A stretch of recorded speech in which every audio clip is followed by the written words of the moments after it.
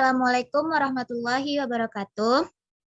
Kami dari kelompok 5, Formasi Sosial, akan membahas tentang aktivitas kefarmasian di masyarakat.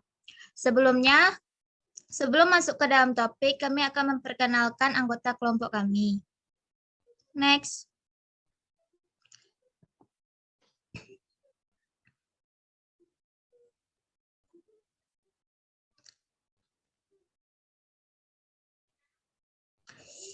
Yang pertama ada Dita Amalia, NIM 1904154. Yang kedua Putri Iklima Suprina, 1904156. Yang ketiga Putri Mayang Adlin, 1904157. Yang keempat Cindy Putri Handayani, 1904158. Yang kelima ada Fani Fabiola, 1904159. Yang keenam ada Putri Nirmala, 1904162. Yang ketujuh ada Nur Qoyimah Saputri, 1904164.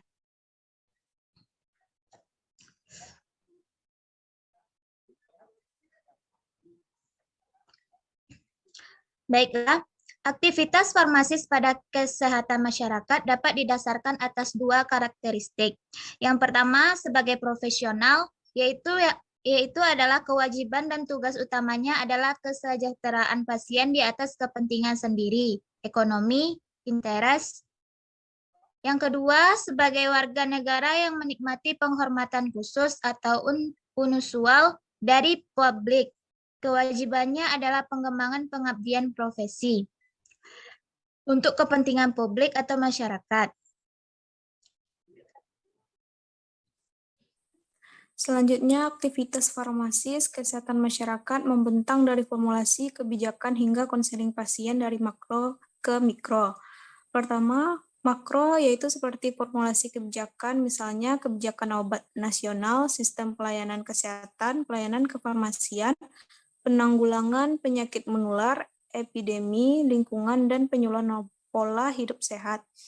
Kedua, mikro, konseling penggunaan obat, analisis peresepan salah, peningkatan peresepan nasional, TDM maupun DTM.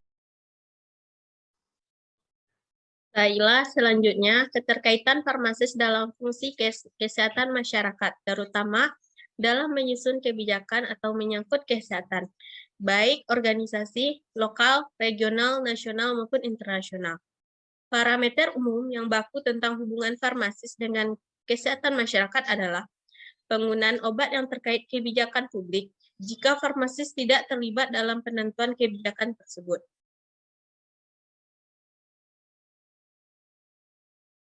Selanjutnya, aktivitas farmasis dalam pelayanan kesehatan masyarakat. Ada 4, yaitu imunitas. Dalam pemberian tidak berperan, namun suplai logistik merupakan hal yang esensial. Hal yang penting adalah peran penyuluhan kesehatan pada masyarakat, sehingga dapat meningkatkan partisipasi. Yang kedua, penyalahgunaan atau penyalahgunaan obat. Obat, alkohol, merokok, zat adiktif yang lain, dosis, pendidikan prioritas penentu. Yang ketiga yaitu penyuluhan penularan penyakit seksual. AIDS, pendidikan perilaku sehat. Keempat, keluarga berencana. Penyuluhan dan penyebaran informasi kesehatan, informasi diet, latihan fisik, konsep health belief model, adopsi inovasi, penggunaan obat secara benar. Selanjutnya ada contoh jurnal yang berjudul Penyuluhan dan Pelayanan Konseling dalam Penggunaan Obat Rasional kepada Masyarakat Kelurahan Rajabasa, Bandar Lampung.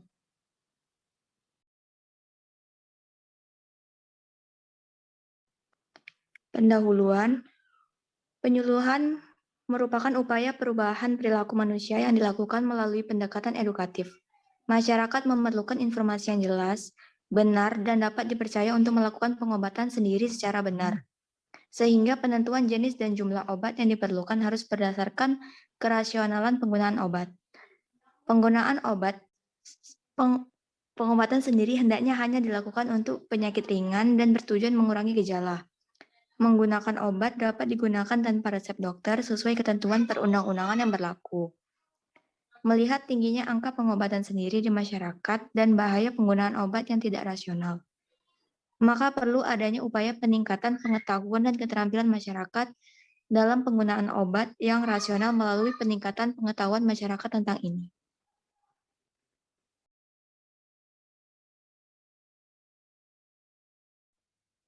Selanjutnya, metode pengabdian. Metode yang digunakan untuk pemecahan masalah dalam kegiatan ini adalah melakukan pretest dan post-test dalam pemberian materi.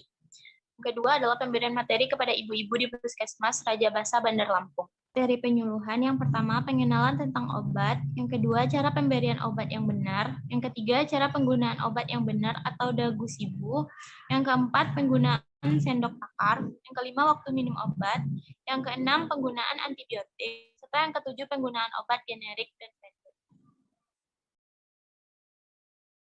Media yang akan digunakan adalah menggunakan media leaflet. Yang pertama, pretest dan post-test. Yang kedua, presentasi materi. Yang ketiga, konseling tentang penggunaan obat rasional. Selanjutnya adalah hasil. Dari pengisian kuesioner diketahui bahwa hampir seluruh atau 90% ibu-ibu peserta penyuluhan yang terdiri dari pasien dan keluarga pasien ini belum pernah mendapat penyuluhan tentang penggunaan obat rasional. Dari hasil pengamatan di lapangan, jelas bahwa kegiatan penyuluhan dan konseling dalam penggunaan obat rasional kepada masyarakat Kelurahan Raja Basa, Bandar Lampung ini perlu diadakan secara berkelanjutan agar pengetahuan masyarakat dapat meningkat. Kesimpulan, 1. Hal ini menunjukkan bahwa penyuluhan dan konseling telah berhasil meningkatkan pengetahuan peserta penyuluhan sehingga mampu mengurangi angka kejadian yang tidak diinginkan dalam penggunaan obat yang tidak rasional. 2. Sebanyak 35 orang pada pretest mendapatkan nilai kurang dari 70. Maka pada pemeriksaan jawaban post-test terjadi peningkatan menjadi 50 peserta mendapatkan nilai lebih dari 70. Baiklah, sekian penjelasan dari kami, kelompok 5.